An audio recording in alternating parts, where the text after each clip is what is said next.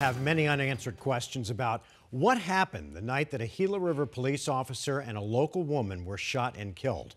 4 more were injured that night, including 2 who are in custody. So far, no word on specific charges. Thanks for joining us, everyone, for 12 News at 5.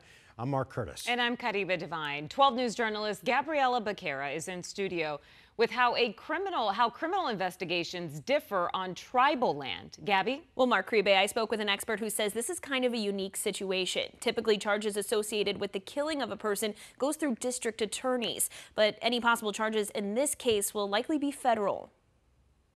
The Gila River Indian community is mourning 2 people killed in a mass shooting. Officer Joshua Breeze and Allison Apcaw. Several other people were shot, and now the FBI is investigating. Looking at murder federally could be pretty ominous. Bernard Zaper, a retired ATF special agent in charge, explains federal investigators with the Bureau of Indian Affairs or the FBI has jurisdiction on tribal lands when major crimes are committed. You know, it's unusual in the fact that the FBI is now investigating a homicide, right? So they have to go to specific resources and go through pathology and all the things it takes to prove that another human being took the life of a human being. Once the FBI's investigation is complete, they'll hand the case over to the U.S. Attorney's Office for the District of Arizona, who will decide whether or not to press charges. That's unique just because that's not a common thing, just because there's not that volume of crime, and then have a federally recognized